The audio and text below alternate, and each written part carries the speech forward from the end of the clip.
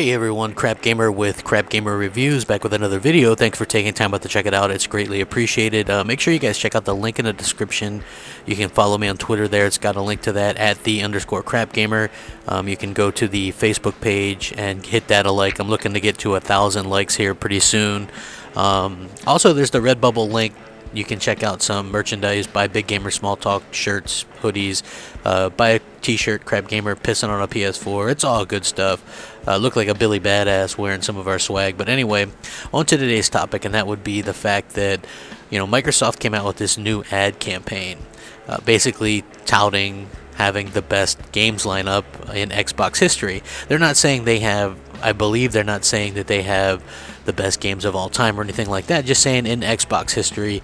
And they did mention the fact that they are the only console, the Xbox One is the only console to have the top 10 biggest selling exclusives and games of last year, meaning that only on Xbox One can you play the top 10 games of 2015, and they're going to continue to add to that. They're throwing in Quantum Break and things like that. I thought it was a fantastic ad. It's what they needed to do. I talked about it a little bit on some podcasts on Xbox Nation on Wednesday night. You guys can check that out. It's on my channel. I do that every Wednesday. The interesting thing about this was, you expected some positive reaction because we've all been saying that Microsoft needed to advertise a little bit more. But then again, you forget that we're in a generation where Microsoft is damned if they do, damned if they don't. And what I mean by that is exactly what happened. You have people at IGN who said they didn't really like the ad because, quote, it seemed like Microsoft was bragging about their lineup. Now, excuse me, but there's been a lot of things going on this generation, but if any company could be accused of bragging, Microsoft isn't one of them.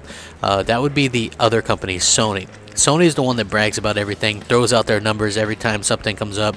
Hey, something bad happened, let's throw out some sales numbers.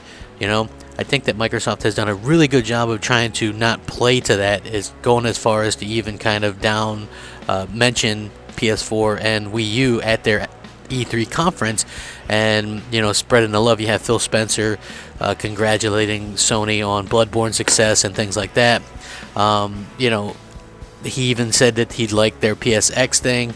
You have Microsoft tweeting out that thing where, a couple, one of them's an Xbox person, one of them's a PlayStation staff member. They try to stay away from the really hardcore fanboy wars and console wars and things like that, and that can be appreciated. Some might accuse me of being a part of that. I'm not really what I would consider an extremist at any rate. I don't go out of my way. I don't visit these other channels. I don't message people. If people try to message me, they get blocked on Twitter.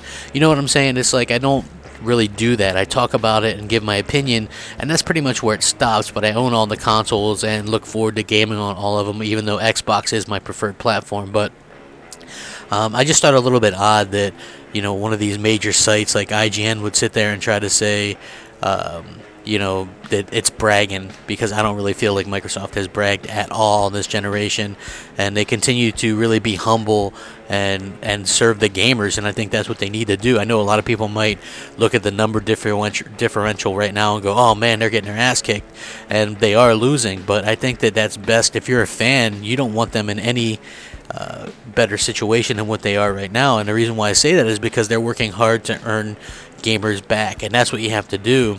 If you look at what Sony did last generation, the PS3 was much in the same situation, where they came out and totally messed it up at the beginning, kind of came around towards the end, and then they rebound with the PS4, and I believe that's what Microsoft is trying to do, and it proves that it can be done, because the Xbox 360, hands down my favorite console, a lot of people's favorite console, and we're going to see what Microsoft can do in the future. But it is a little bit concerning that we see people accusing Microsoft of bragging, because in my opinion, Microsoft hasn't done enough or taken enough shots. Maybe you'd like to see them take a little bit more. I don't know, but sound off in the comment section. Let me know what you guys think about this. I mean, do you think it's bullshit?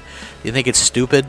Do you think there's a bit of a double standard? Like, Sony can come out and say anything they want about resolution or this or that, and nobody says that they're bragging, yet Microsoft talks about their console having the only place to play the top 10 games of 2015, and suddenly they're bragging. So I think it's complete BS. Let me know what you think. Sound off, comment, rate, subscribe, rack 'em up.